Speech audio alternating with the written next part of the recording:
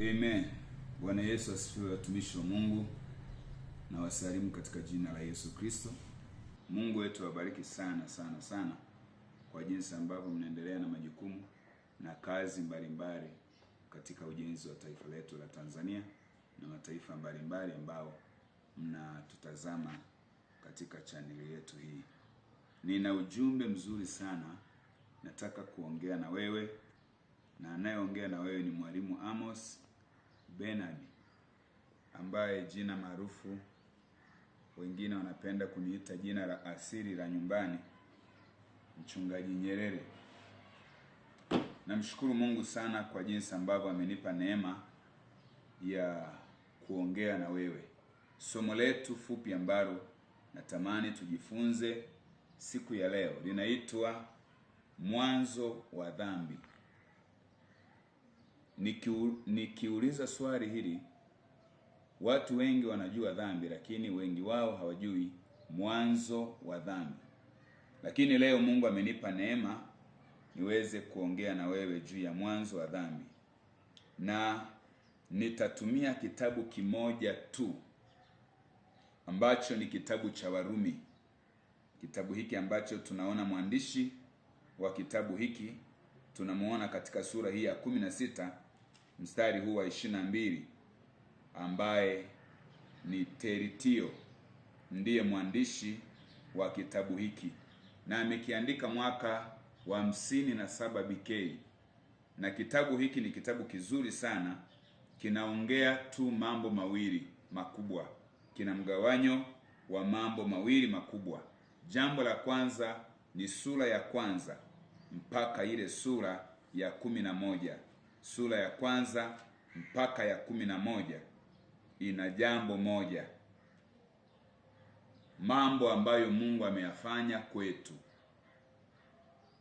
Na sura ya 12 mpaka ya 16 ina jambo la pili, mambo ambayo sisi tunatakiwa kumfanyia Mungu.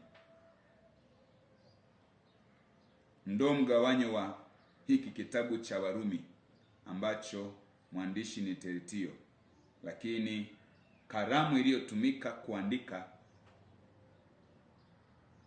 ni ya Teritio, alafu mwandishi aliyetumika sasa kukiandika ni Mtume Paulo, na anawaandikia Warumi ambao kanisa la Warumi hakulianzisha,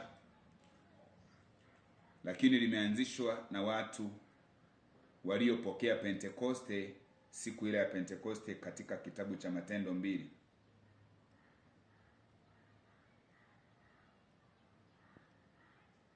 Na tukirudi kwenye somo letu, mwanzo wa dhambi, tunakuta mwanadamu anamjua Mungu lakini anamkataa.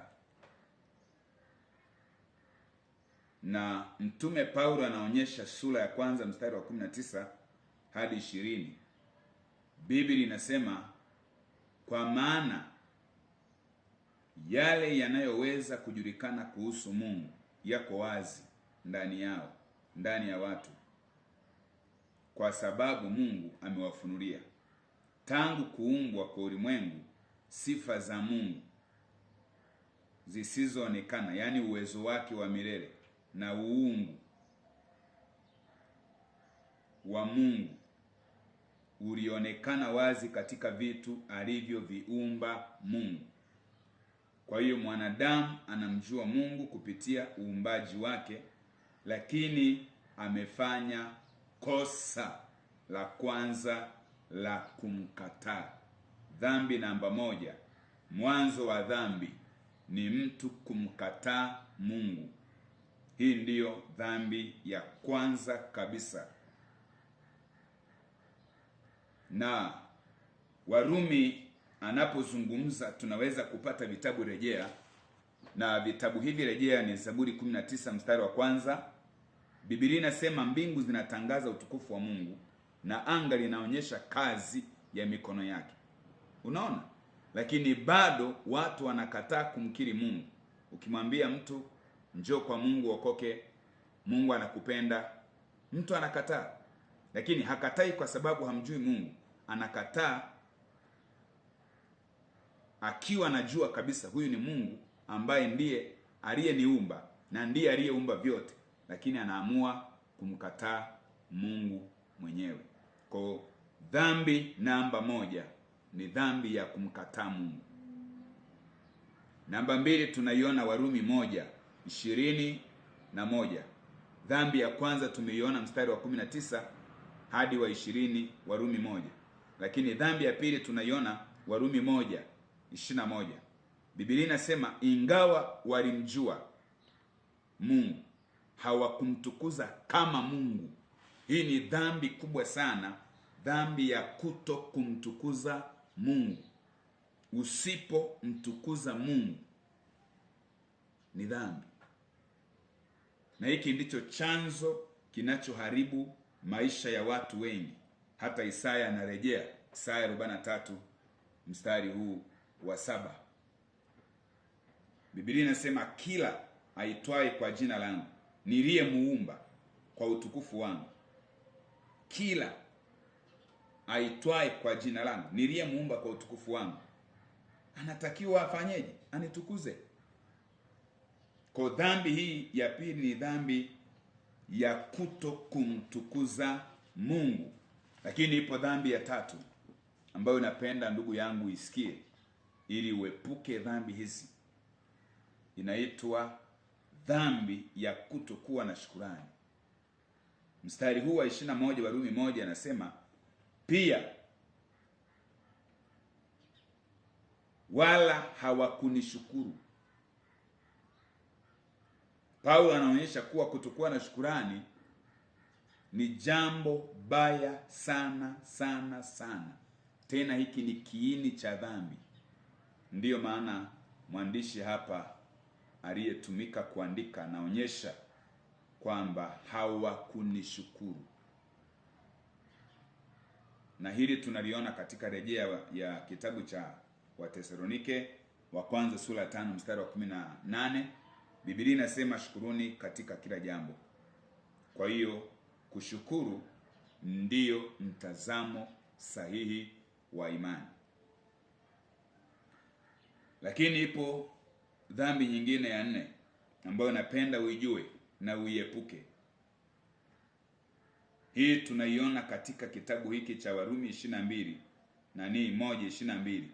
Biblia inasema wakidai kuwa na hekima wakawa wapumbavu. Hii ni dhambi ya kujiona moyo wako unajua lakini kumbe haujui. Kama kitu hujui, kubali kwamba hujui, kuliko kusema najua alafu kumbe hujui. Hiyo ni dhambi. Dhambi ya 5, mwanadamu anaanguka katika ibada ya sanamu. Mstari wa 23 sura hii ya kwanza. Leo niongee tu sura ya kwanza mstari wa 23. Biblia inasema wakabadili utukufu wa Mungu. Mstari wa 23 anasema wakaubadili utukufu wa Mungu asiye na uharibifu kwa mfano wa sura ya binadamu aliye na uharibifu, na ya ndege na ya wanyama na vitambaavyo. Hii tunaona dhambi ya kuabudu sanamu. Ni dhambi ya 5 mbaya sana ambayo mtumishi wa Mungu naomba uiepuke. Na mwisho kabisa, Biblia inasema Mungu akawaacha waendelee katika dhambi. Baada ya kuwa umetenda dhambi zote hizo, Mungu anachokifanya hakuhukumu. Mstari wa 24 unasema Mungu aliwaacha wafate tamaa za mioyo yao.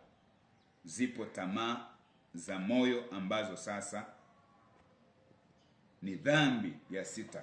Ukishafika kwenye zile tamaa za moyo, dhambi ya 6 inakuwa imekushika.